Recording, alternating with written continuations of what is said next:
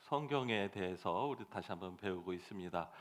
아, 성경이 과연 정말 믿을 만한 책입니까? 라는 질문에 대해서 초신자들은 상당히 많은 질문들이 있어요. 우리 교회에서 하는 성경 공부 중에 성경 탐구라는 과정이 있는데 거기에는 이제 처음 신앙을 시작하시는 분들이 이제 수업을 들을 경우들이 있는데 그걸 하시는 이제 우리 강도사님 얘기를 들으면 성경에 대해서 전혀 본인이 생각하지 못한 여러 가지 질문들을 굉장히 많이 하시는 것을 얘기를 듣습니다.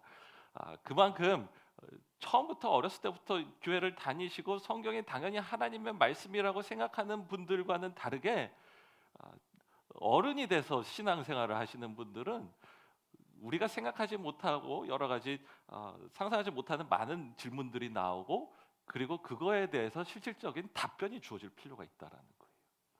지적으로 이해가 안 되는데 무조건 믿으라고 말할 수는 없지 않습니까? 그럴 때 성경에 대한 여러 가지 궁금증, 예수님이 누구이신가에 대한 궁금증, 그리고 신앙에 대한 여러 가지 궁금증에 대해서 우리가 잘 대답을 해주는 것이 건강한 신앙으로 나아갈 수 있는 중요한 길 중에 하나입니다. 특별히 요새는 교회에 대해서 사실은 젊은 세대들은 상당히 좀 별로 좋지 않은 감정을 가질 때가 많아요. 의심이 참 많아요. 어, 그럴 때 예수는 좋지만 그러나 성경에 대해서, 기독교에 대해서 끊임없이 질문들을 던집니다. 그리고 어려운 믿음에 대한 질문들이 던져질 때 우리가 그것을 준비를 할 수 있는 그러한 훈련들이 될 필요가 있습니다. 그래서 우리 종교개혁을 맞아서 성경의 권위에 대해서 얘기를 하면서 오늘 세 번째 시간으로 성경이 과연 믿을 만한 책입니까? 라는 질문을 답해 보려고 합니다. 사실은 기독교 안에서도 자유주의신학은 성경을 상당히 신빙성 없게 만드는 그러한 일들도 있었어요. 1844년에 독일의 튜빙겐 대학에 FC 바워라는 신학자가 있었는데, 그는 학교 저널에다가 글을 기고를 하면서 요한복음이 기록된 연대를 이렇게 추정을 했어요. 100, 아무리 일러도 160년대 이후에 기록된 책일 것입니다 라는 얘기를 했어요. 그러면서 아마 170년대쯤 요한복음이 써진 게 아닐까요? 라는 그러한 자기 논지를 펼쳤어요. 그리고 사실 그 당시에 독일의 자유주의 신학자들은 그러한 의견들을 상당히 지지하는 그러한 견해였어요. 그런데 거기에 문제가 생깁니다. 여러분, 만약에 신약 성경이 요한복음이라는 복음서가 170년도에 쓰여졌다고 생각해 보세요. 예수님이 언제 십자가 사건이 있었죠? AD 33년쯤으로 생각하잖아요. 그럼 이미 150년이라는 시간이 지난 후에 예수님에 관한 책을 써졌으면 그 책을 예수님을 만나본 사람이 쓰는 걸까요? 아닐까요? 아니죠. 그러면은 그거에 대한 역사적인 신빙성을 제시할 수가 있겠습니까? 어렵다라는 이야기예요. 그러므로 성경에 대한 신빙성을, 역사적인 신빙성을 굉장히 많이 떨어지는 그러한 결론을 펼쳤어요. 그런데 1934년에 화면에 보시는 이 조그마한 파피루스가 발견이 됐어요. 파피루스라는 건 그 당시엔 종이가 없었는데 갈대를 이렇게 대각선으로 서로 직각으로 이렇게 엮어서 종이를 만든 것을 뜻합니다. 거기에 이 조그마한 손바닥만한 종이 조각이 하나가 발견됐는데, 발견되는 순간에 발견하신 분이 이것이 성경이라는 것을 알았어요.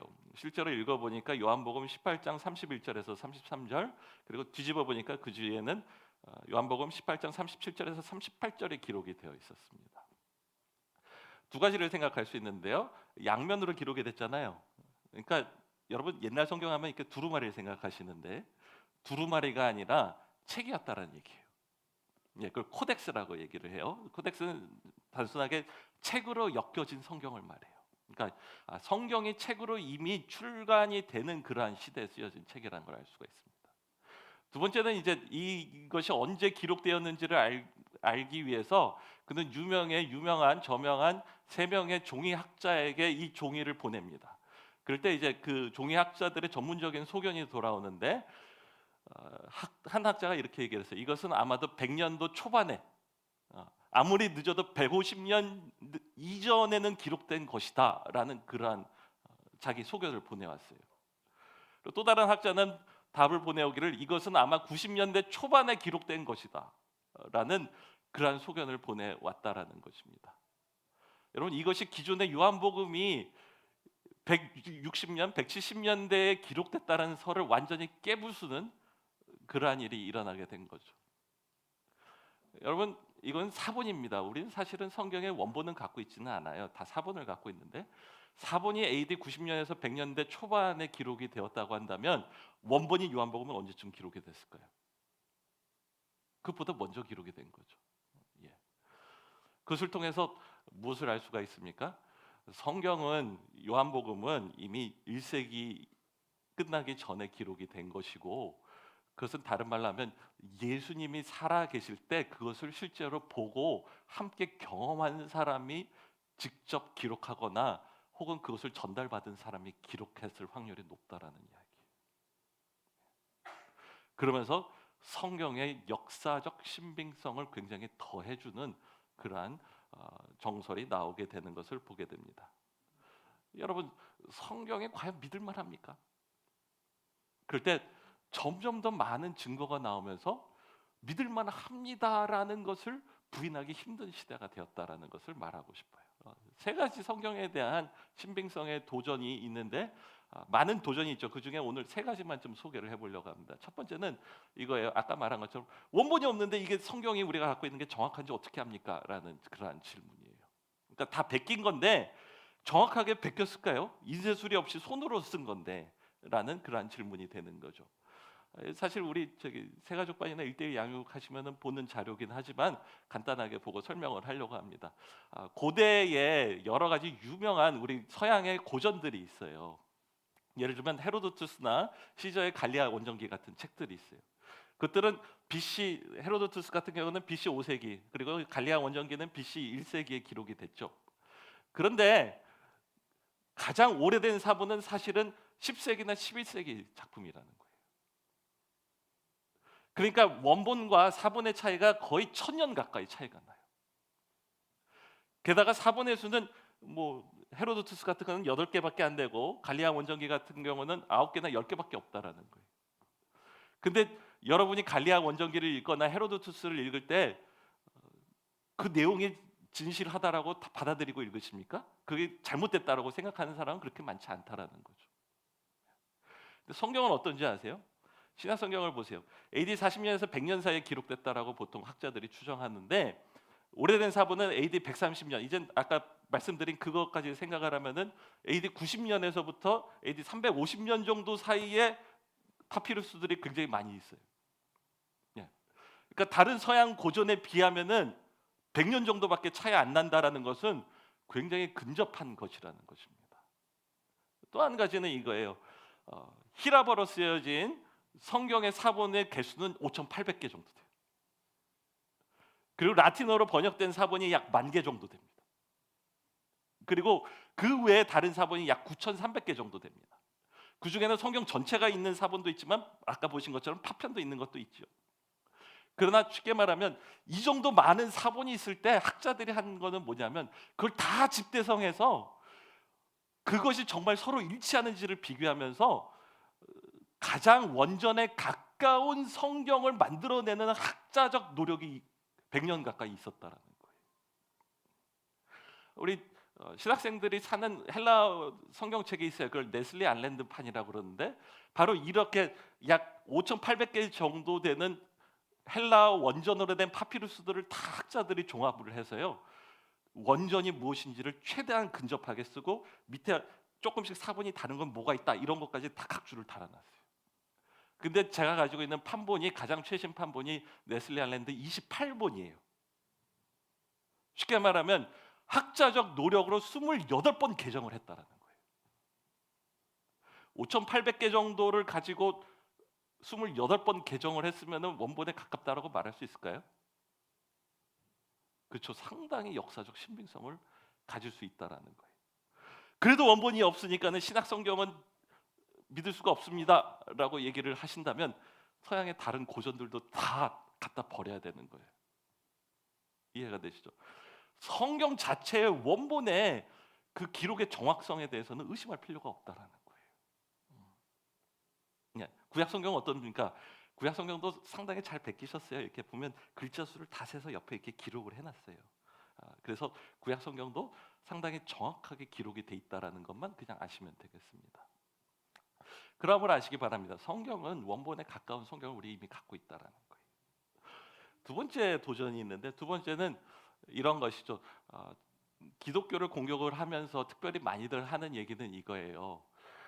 성경은 사실은 복음서라는 것은 예수님의 삶을 기록을 했는데 그는 기독교인들이 썼으니까 진짜 역사적 예수에 대해서 기록한 것이 아니라 사람들이 특별히 기독교인들이 본인들이 원하는 예수의 모습을 만들어서 성경에다 기록한 거 아닙니까? 라는 그러한 질문들이 있어요. 그리고 그러므로 역사적 예수는 성경에 없다. 만들어지고 기독교인들이 원하는 예수만 성경에 있다라는 그러한 주장들이 있다라는 거예요. 그럴싸하죠. 그리고 그걸 들으면 정말 그런가 그런 생각이 들 수도 있을 것 같아요. 그런데 그 주장에 대해서 오늘 본문이 답을 하여 주시는 것을 보게 됩니다. 우리 2절 함께 읽도록 하겠습니다. 그들이 이것을 처음부터 말씀의 목격자요 전파자가 된 이들이 우리에게 전하여 준 대로 엮어내었습니다. 말을 해요. 누가복음이 서문에다 얘기를 하는 거예요. 그러면서 자신이 성경을 기록할 때 자신은 처음부터 이 일이 일어난 것에 대해서 상세히 조사했습니다라고 얘기를 해줘요. 그러면서 스스로 말해요. 이 일의 목격자, 처음부터의 목격자, 예수님이 사역을 시작하셔서 마지막에 부활하시고 승천하실 때까지 끝까지 다 본 그런 증인들을 직접 만나서 그들의 증거를 정리하고 특별히 역사적 순서대로 엮어낸 것이 바로 누가복음입니다라고 스스로 서문에다가 써놓았다라는 거예요. 여러분, 마태복음의 기록 연도는 학자들마다 다르지만 약간 좀 보수적인 사람은 아주 빨리 41년에 기록될 수도 있다고 얘기하고 자유주의 신학자들은 최대한 뒤로 밀어내고 싶어요. 그래서 80년대에 기록했다라고 얘기를 해서 보통 여러 가지 이유로 68년쯤 기록했을 거라고 생각을 해요. 예루살렘 성전이 AD 70년에 무너졌는데 그 마태복음 안에 보면 예수님이 예루살렘 성전이 무너질 거라고 예언을 하셨는데 아직 무너졌다라는 얘기는 안 나오거든요. 그러니까 예루살렘 성전이 AD 70년에 무너지기 전에 기록됐을 거야. 그게 맞아라고 보통 다 받아들이게 돼 있어요. 그래서 마태복음은 한 68년쯤에, 마가복음은 한 62년쯤에, 누가복음은 60년쯤에, 요한복음은 한 90년쯤에 기록되었을 거야라고 학자들이 추정하는 것을 보게 됩니다. 제가 이 연도를 보여드리는 것들이 있어요. 누가가 한 말이 사실일까요?라는 거예요. 그때까지 목격자가 살아 있었을까요? 예, 예수님을 목격하고 예수님의 하신 일을 실제로 같이 경험한 사람이 AD 60년이면 부활 승천 사건 이후에 30년도 안 된 때예요. 여러분 30년 전의 일들을 여전히 겪어보신 분들이 여기 계십니까? 손들어 보시길 바랍니다. 다죠, 그죠? 거의 대부분이죠. 오늘 대표 기도하신 분만 못 겪었어요. 30년 전의 일은. 그러니까 상당히 그 당시의 일들을 기억하고 있는 사람들이 많이 살아있는 그때의 그들의 목격을 수집했다라는 거예요. 그렇다라고 한다면 예수의 이야기를 만들어낼 수 있는 확률은 상당히 적은 거예요. 왜냐하면 이미 예수를 만나본 사람들이 많으니까. 그 중에는 예수를 믿지 않고 예수를 반대하는 사람들도 아직도 많이 살아있는데 예수가 한 일을 함부로 만들어내고 우리가 편한 대로 예수의 입에다가 우리 원하는 말을 막 집어넣어주는 그런 일들은 상당히 어려운 일이라는 것을 아시기를 바라요. 다시 정리합니다. 성경은 복음서는 예수님이 하신 것을 직접 목격한 것을 정리한 거예요. 그것을 이해하시기를 바라요. 또 다른 자료가 하나가 있는데 고린도 전서입니다. 우리 고린도 전서 15장 6절 함께 읽도록 하겠습니다.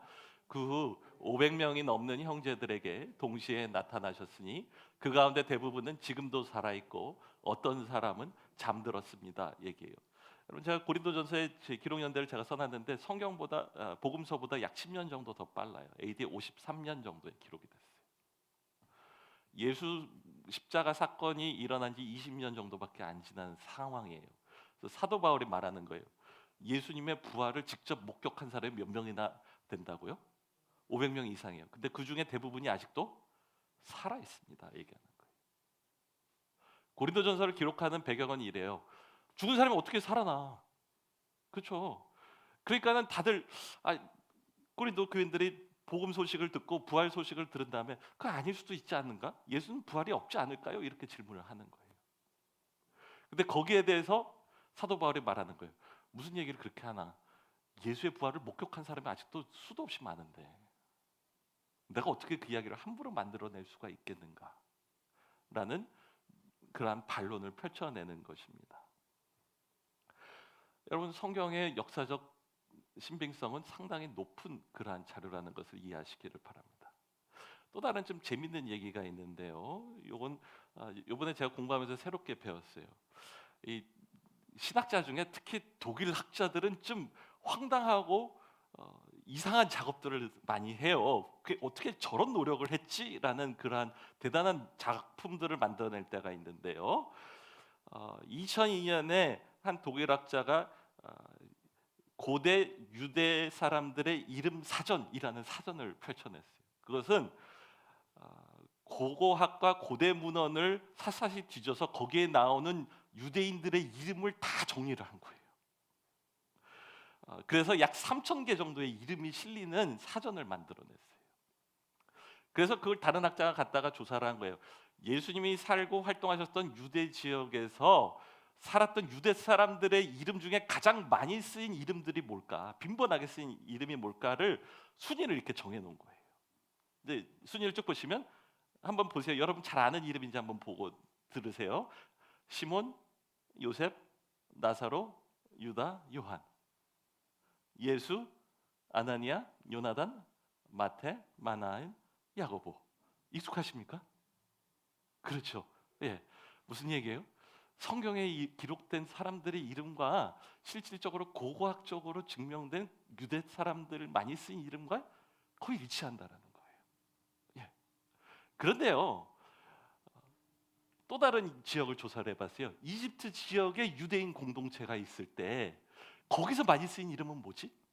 같은 시대에 여러분, 도보로 이집트에서 유대까지 한 2주면 걸어갈 수 있는 거리예요. 그러니까 고대의 기준으로는 별로 그렇게 먼 거리가 아니었어요. 가까운 지역인데 그들 공동체에서 쓴 이름의 순위를 한번 보자. 그럴 때 엘리에저, 나사로, 사보테우스, 요세푸스, 파포스, 톨로메우스, 사무엘, 토케테우스 이렇게 나왔어요. 예. 이 이름들은 좀 잘 모르겠죠. 그렇죠? 예. 대단한 걸 여러분 복음서가 어디서 쓰였는지를 아시길 바래요. 마태복음은 유대 지역에서 유대인을 대상으로 쓰여졌지만 마가복음은 로마에서 쓰여졌다고 얘기를 하고 요한복음은 에베소에서 쓰여졌을 것이라 말하며 누가복음은 누가가 안디옥에서 썼을 거라고 보통 추측을 합니다. 역사적으로 30년 이상 떨어진 그러한 시간 차이가 있고 거리상으로 수백 킬로 떨어진 그곳에서 어떻게 그 당시에 정확하게 유대 사람들이 썼던 이름을 그대로 이야기에 기록할 수 있었을까요? 질문을 거꾸로 해볼게요. 30년 전에 연변 조선족들이 사용했던 10개의 이름들 여러분 되실 수 있으시겠어요? 어렵겠죠. 그렇죠. 오늘 인터넷이 있어도 30년 전에 다른 지역에서 많이 쓴 이름에 대해서 우리가 맞추기 쉽지 않아요. 근데 성경은 정확하게 유대 지역에서 유대 사람들의 이름이 쓰여진 것이 이름 가운데, 이야기 가운데 기록이 돼 있다라는 거예요.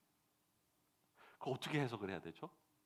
성경 이야기는 지어낸 이야기가 아니라 정말 그때 살았던 그 사람들의 이야기를 그냥 기록했기 때문에 그 이름이 정확하다라는 거예요. 이름뿐만이 아니라 사실은 그 당시의 사회적 모습이나 법률의 모습, 동식물의 모습들을 다 조사해 놓은 학자들이 있어요. 그럴 때 신기하게도 그 유대 지역에 있었던 그 당시의 사회 모습과 일치한다라는 것을 이제는 학문적으로 밝혀내기 시작하는 때가 됐어요. 다른 말로 말합니다. 성경은 믿을 만한 책이라는 거예요. 두 번째 도전을 한번 생각을 해보겠습니다. 마지막 도전인데요. 성경은 예수를 신격화한 거 아닙니까? 라는 또한 질문이 나와요. 예수의 이야기를 만들어냈을 뿐만 아니라 사실은 예수는 신이 아니라 사람이었을 뿐인데 믿는 사람들이 나중에 교회가 힘이 세지고 교회를 유익을 위해서 신이 아닌 사람을 그냥 신처럼 이렇게 만들어 놓은 거 아닐까요? 혹은 뭐 그리스 로마 신화들 이렇게 봐도 헤라클레스도 신이 됐잖아요, 나중에. 그러니까 그렇게 신격화한 거 아니에요? 라는 그러한 질문이 있어요. 그것도 또 좋은 질문인 것 같습니다. 그런데 늘 주장을 하면 근거를 잘 들이대야 되죠. 반론에 대해서 귀를 기울일 필요가 있을 것입니다. 빌립보서에 이런 구절이 나와요. 우리 함께 읽어보겠습니다. 그분은 본래 하나님의 본체셨으나 하나님과 동등됨을 기득권으로 여기지 않으시고 라고 얘기를 나와요. 제가 빌립보서의 기록 연대를 기록해놨는데 약 52년에서 62년 사이에 기록됐을 것이다라고 학자들이 추정을 합니다. 그런데 빌립보서에 보면 이미 예수님을 누구라고 얘기를 해요? 하나님의 본체시다라는 건 하나님이시란 뜻이에요. 하나님이라고 고백을 해요. 여기 한 가지를 더 더하고 싶어요. 빌립보서는 바울이 썼습니다. 근데 바울이 이것을 쓴 것이 아니라 사실은 요거는 당시에 빌립보 교인들이 부르던 찬양을 인용한 구절이라는 거예요. 여러분 아까 우리 찬송 세 곡을 부르셨는데 그 찬송가가 특히 맨 처음에 부른 찬송가는 상당히 오래된 찬송이에요. 무슨 말입니까? 그 찬송은 교회가 생기면서 교인들이 처음부터 불러왔던 찬송을 바울이 인용하고 그래서 사용했다라는 얘기예요. 예수의 신성을 만드는 것이 아니라 사실은 초대교회에서부터 예수는 하나님이시라고 고백하고 그에게 찬송 부르고 경배를 해온 거예요. 그걸 바울이 인용한 거예요. 중요합니다. 바울을 후대에 예수를 후대에 신격화한 것이 아니라 이미 예수는 하나님이라고 고백해 왔다라는 것이에요. 예.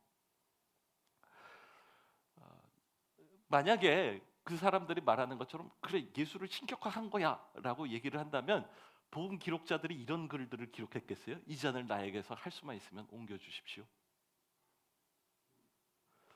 예수를 신으로 만들고 싶은데 예수의 가장 연약하고 갈등하는 모습을 성경에 기록했겠어요? 혹은 예수에 대한 이야기는 아니지만 교회를 이끌어 나간 베드로에 대해서 그렇게 안 좋은 얘기들을 많이 기록할 수 있을까요? 예수님 베드로한테 뭐라고 하셨죠? 사단아 내 뒤를 물러가라 라고 얘기하지 않았습니까? 혹은 나중에 예수님을 저주하면서 부인하면서 나는 그 사람을 도저히 알지 못한다 라고 부인하는 베드로의 모습 성경에서 솔직하게 기록했단 말이에요. 베드로는 교회를 세우고 교회를 이끌어 나가는 전체의 수장이었어요. 그 사람의 가장 연약하고 가장 넘어지는 모습들을 성경에 기록한 이유는 뭡니까? 그 일이 정말로 있었기 때문에 기록했다라는 거예요.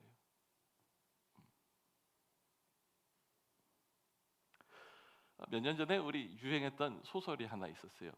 다빈치 코드라는 거 있었어요. 댄 브라운이 쓴 다빈치 코드라는 책이 있는데 그 책에 가만히 이야기를 읽어보면 그 주인공이 예수를 4세기의 콘스탄틴 대제가 황제가 되면서 교회에게 권위를 주고 교회를 이렇게 기득권을 주면서 교회가 믿는 예수를 신성화한 것처럼 그렇게 기록을 했어요. 그리고 그때 마치 성경을 교회 사람들이 마치 자기 입맛에 맞게 자기 편의에 맞게 편집해서 또 필요한 부분은 바꿔서 성경을 만들어 놓은 것처럼 그렇게 얘기를 써놨어요. 그리고 그게 굉장히 유명한 소설이었기 때문에 실제로 예수를 잘 모르고 아니면 예수를 믿어도 이런 사실을 잘 모르는 사람들에게 굉장히 안 좋은 영향을 끼쳤어요. 근데 여러분 가만히 생각해 보세요. 이런 사실을 조금만 알았으면 좀 안타까운 게 있어요. 그 소설을 쓰신 댄 브라운 분이라는 분이 공부를 조금만 좀 더 하시고 쓰셨으면 그런 실수를 안 하셨을 텐데 얼마나 망신스럽습니까? 그런 글을 쓰는 게. 온전하게 성경에 말하는 역사적 예수는 참된 예수님의 삶입니다.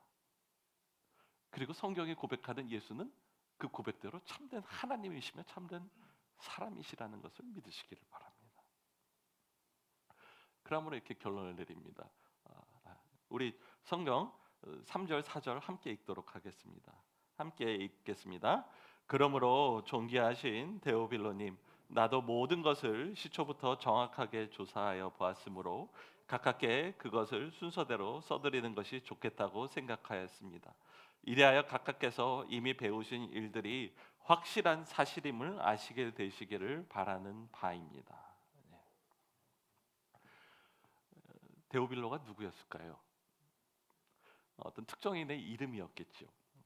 그러나 그 뜻도 굉장히 의미가 있습니다. 데오라는 것은 데오, 하나님이란 뜻이. 빌로는 필로라는 거예요. 사랑한다라는 뜻이. 혹은 친구라는 뜻이. 그러니까 데오빌로는 뭡니까? 하나님의 친구. 혹은 하나님을 사랑하는 자, 혹은 다르게 번역하면 하나님께 사랑을 받는 자라는 뜻이에요. 다른 말로 누가가 이 책을 쓴 것은 하나님을 사랑하고 하나님의 사랑을 받는 모든 사람에게 그들이 하나님의 말씀이라고 읽는 이 신약 성경이, 그리고 성경 전체가 참된 그리고 믿을 만한 기록이라는 것을 밝혀주기 위한 것입니다. 바로 우리에게 믿음을 주기 위한 것입니다. 그렇다면 어떻게 해야 되겠습니까? 이제는 믿으세요. 예. 어떤 유명한 설교자가 이런 얘기를 한 걸 제가 잊어버리지를 않아요. 의심을 의심하고. 성경에 대한 수많은 의심들이 있습니까? 그 의심이 정말 진짜일까? 라는 의심에 대한 의심도 필요한 거예요. 그리고 이제는 확실한 증거를 배웠으니 성경이 참되다라는 걸 받아들이시기를 바랍니다. 그리고 그것이 증거하는 예수 그리스도를 믿으시기를 바랍니다. 4세기에서 5세기에 활동했던 유명한 어거스틴이라는 교부가 있어요.